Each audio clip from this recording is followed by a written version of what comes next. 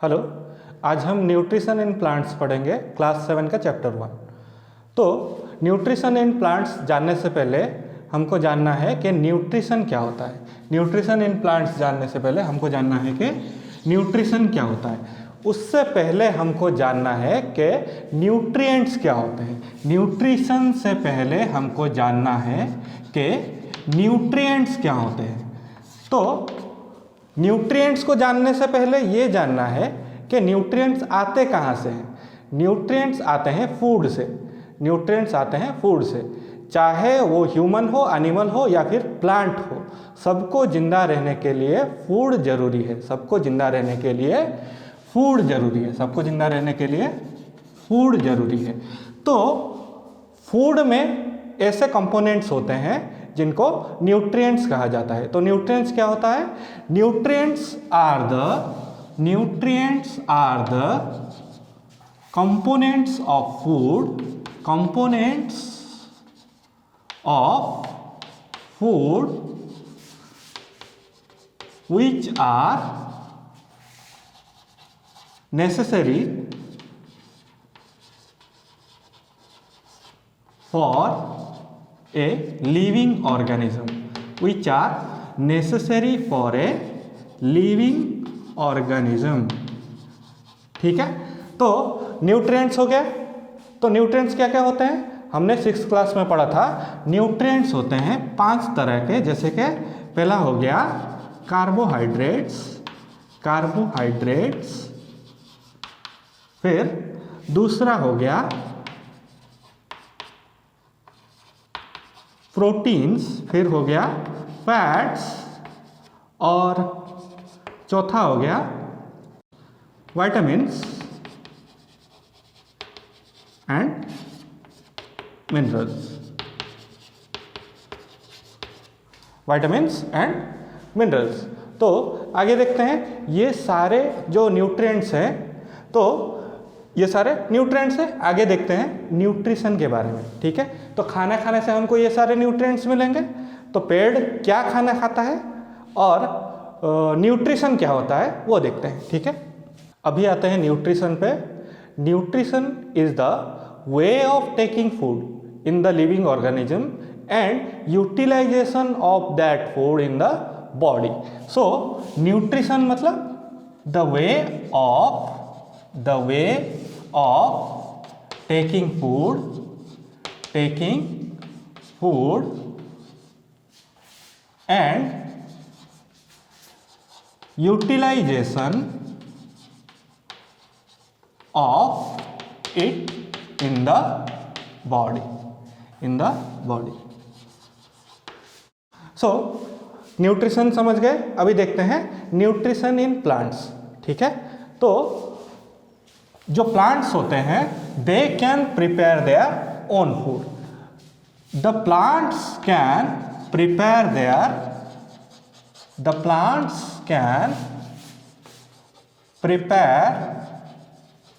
their own food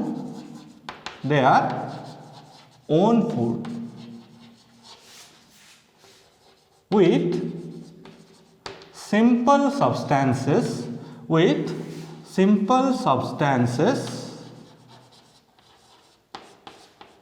present in its surrounding।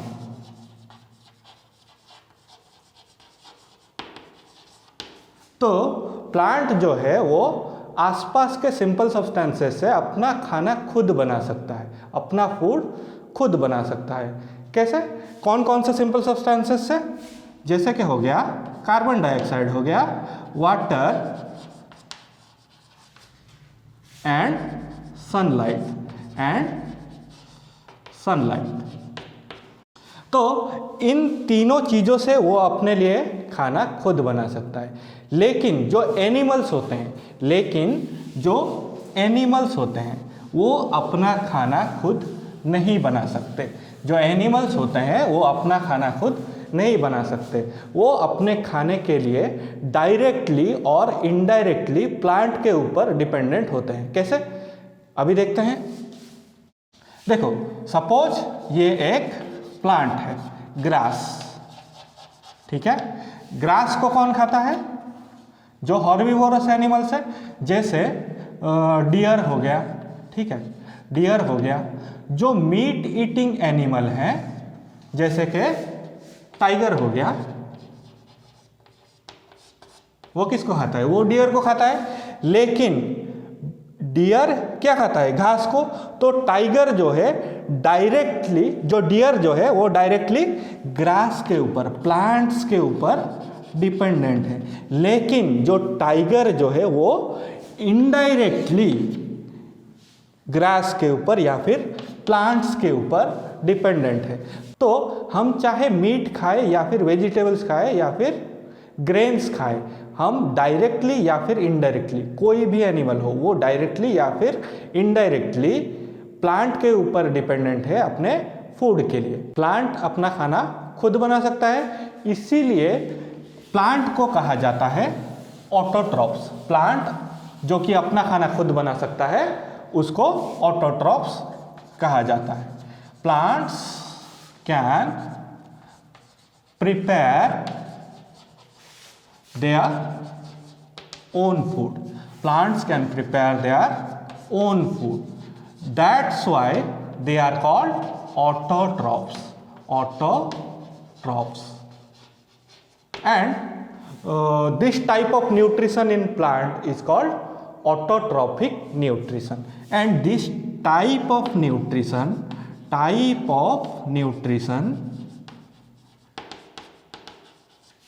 in plants called autotrophic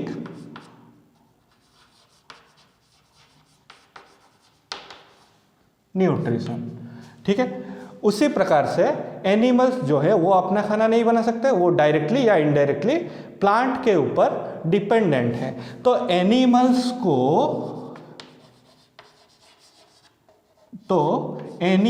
को कहा जाता है हेट्रोट्रॉप्स।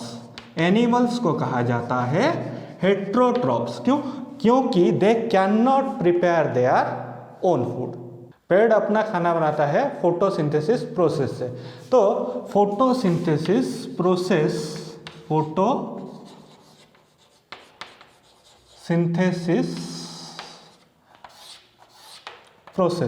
तो फोटोसिंथेसिस प्रोसेस को जानने से पहले हमको पहले जानना होगा कि फोटोसिंथेसिस होता क्या है। तो फोटोसिंथेसिस में जो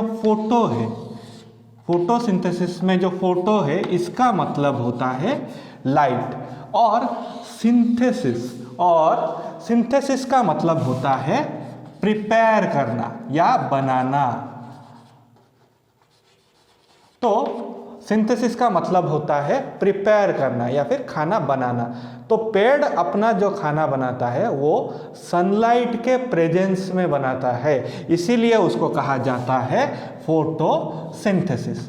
तो फोटोसिंथेसिस प्रोसेस कैसे काम करती है आगे देखते हैं। तो यहाँ पे देखते हैं ये क्या है, ये यहाँ पे एक पेड़ है, ये यहाँ पे एक पेड़ है। तो जमीन के नीचे वाला हिस्सा जो है पेड़ का उसको कहा जाता है रूट, इसको कहा जाता है स्टेम, इसको कहा जाता है ब्रांच, और ब्रांच में होती हैं कई सारी लीव्स। तो रूट क्या करता है, हमारे सॉइल के अंदर रहता है रूट। और जो मिट्टी होती है सॉइल में होता है वाटर कंटेंट, सॉइल में होता है वाटर कंटेंट, ठीक है, और मिनरल्स। तो वाटर और मिनरल्स रूट के जरिए प्लांट के लीफ तक पहुंचते हैं। तो वाटर और मिनरल्स रूट के जरिए, रूट से होते हुए सॉइल से स्टेम, फिर ब्रांच के जरिए पहुंचते हैं लीफ में। फिर लीफ में पहुंचने के बाद वाटर और मिनरल्स उसमें से फूड का कंपोनेंट में हमने देखा था मिनरल्स एक चीज़ होता है, तो प्लांट को मिनरल्स मिल गया और जो वाटर है वो जाता है लीफ में। फिर लीफ में क्या होता है देखते हैं। लीफ में ये सपोज एक लीफ है, ठीक है। इस लीफ में छोटे छोटे होल्स होते हैं जिनको कहा जाता है स्टोमाटा। इन लीव्स में छोटे छोटे होल्स होते हैं जिनको कहा जाता है स्टोमाटा, ठीक है। तो स्टोमाटा कैसा होता है, आप अगर लीफ का एक क्रॉस सेक्शन लें, आप अगर लीफ का एक क्रॉस सेक्शन लें तो आपको दिखेगा कि ये लीफ का अगर हम लोग क्रॉस सेक्शन ले तो वो ऐसे दिखेगा, तो वो ऐसे दिखेगा, ठीक है। यहाँ पे आप देख सकते हैं, यहाँ पे आप देख सकते हैं लीफ के स्टोमाटा होल्स। ये जो होल्स हैं ये हैं लीफ के स्टोमाटा। और लीफ के अंदर जो होता है एक ग्रीन कलर का पिगमेंट होता है। लीफ के अंदर जो है वो एक ग्रीन कलर का पिगमेंट होता है। उस ग्रीन कलर के पिगमेंट को ग्रीन कलर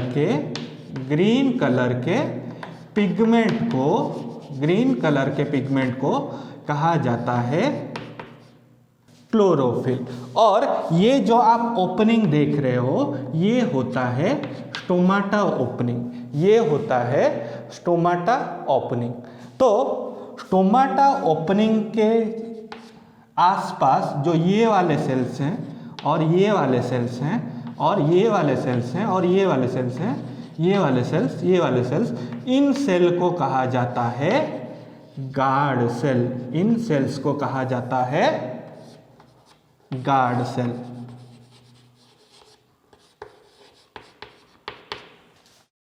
तो इन ओपनिंग में से, इन स्टोमाटा ओपनिंग में से क्या होता है, कार्बन डाइऑक्साइड गैस, ठीक है। इन स्टोमाटा ओपनिंग में से क्या होता है, कार्बन डाइऑक्साइड गैस जो है वो लीफ के अंदर जाती है। इन ओपनिंग्स में से कार्बन डाइऑक्साइड गैस जो है लीव्स के अंदर में जाती है और वाटर रूट्स के जरिए लीफ तक पहुंचता है, ठीक है। फिर उन लीव्स में होता है ग्रीन कलर का पिगमेंट जिसको कहा जाता है क्लोरोफिल, ठीक है। तो जो क्लोरोफिल है वो क्या करता है, वो क्लोरोफिल जो है सनलाइट के प्रेजेंस में, वो क्लोरोफिल जो है जब उस पे सनलाइट पड़ती है, तो जब उस पे सनलाइट पड़ती है तो वो वाटर और कार्बन डाइऑक्साइड को कार्बोहाइड्रेट्स में बदल देता है। तो वो वाटर और कार्बन डाइऑक्साइड को कार्बोहाइड्रेट्स में बदल देता है। यहां पे लिख देते हैं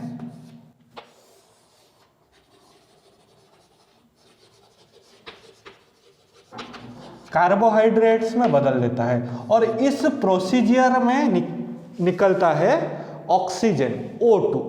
इस प्रोसीजर में निकलता है ऑक्सीजन O2 जो कि स्टोमाटा के जरिए ही एटमॉस्फेयर में चला जाता है, स्टोमाटा के जरिए ही एटमॉस्फेयर में चला जाता है। और जो कार्बोहाइड्रेट्स एक न्यूट्रिएंट्स है, हमने पहले देखा था कि पेड़ को मिनरल्स मिल गए हैं, अभी देखे कि उसने कार्बोहाइड्रेट्स बना दिए हैं, उसने कार्बोहाइड्रेट्स बना दिए हैं। यही कार्बोहाइड्रेट्स पेड़ के अंदर, यही कार्बोहाइड्रेट्स पेड़ के अंदर स्टार्च के रूप में स्टोर होता है और पेड़ में यूटिलाइज होता है, और पेड़ में यूटिलाइज होता है।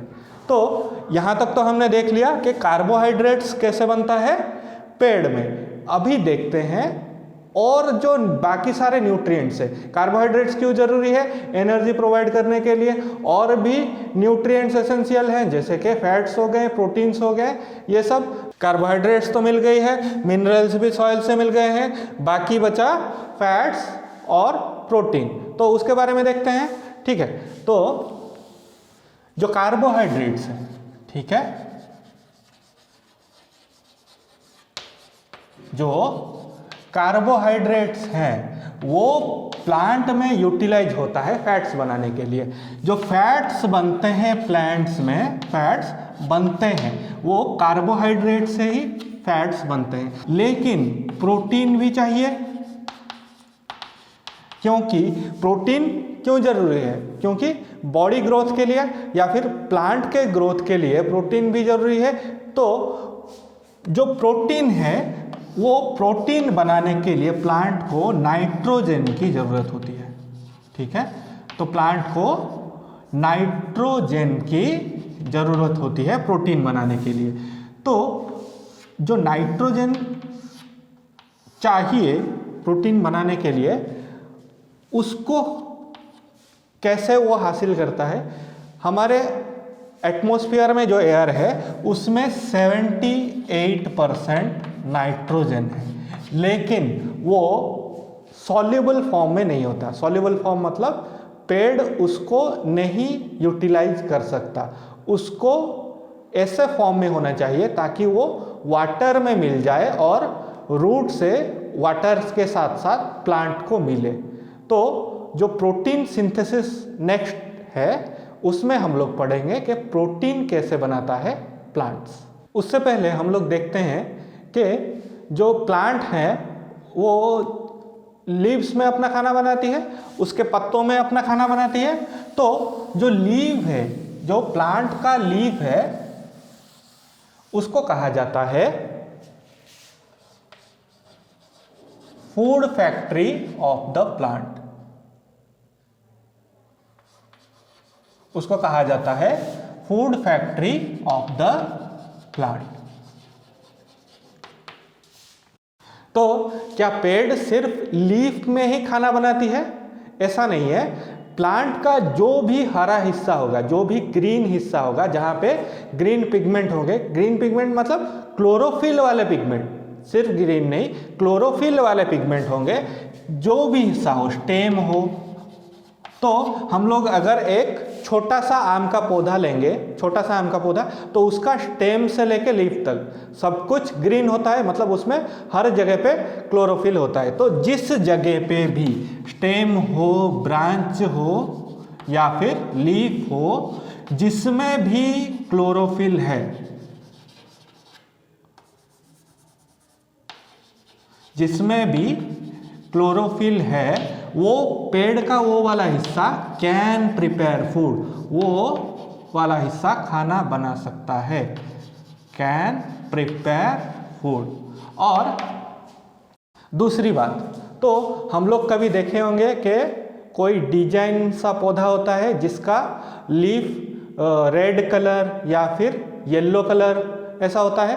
तो कोई भी लीफ हो, कोई भी लीफ हो, अगर वो येलो कलर होता है या फिर रेड कलर भी होता है, डिजाइनर प्लांट्स के लीफ हो गए, तो क्या होता है, उनमें भी क्लोरोफिल होता है, वो भी अपने लिए खाना बना सकते हैं। तो ऐसे लीफ हो गए तो उनमें भी क्लोरोफिल होता है, जो ग्रीन पिगमेंट क्लोरोफिल होता है वो होता है। लेकिन दूसरे कलर पिगमेंट से वो कलर छुप जाता है, दूसरे कलर पिगमेंट से वो कलर छुप जाता है। तो स्लाइटली येलो हो गए या फिर स्लाइटली रेड हो गए, उनके अंदर कलर पिगमेंट होने के साथ साथ क्लोरोफिल भी होता है, क्लोरोफिल भी होता है। तो वो भी रेड कलर येलो कलर वाले जो लीफ वाले पौधे भी अपने लिए खाना बना सकते हैं। आई होप आपको समझ में आई होगी। जो बाकी का हिस्सा रह गया है उसको दूसरे पार्ट में हम लोग कवर करेंगे। अगर आपको कोई डाउट होता है तो आप कमेंट कर सकते हैं। Thank you.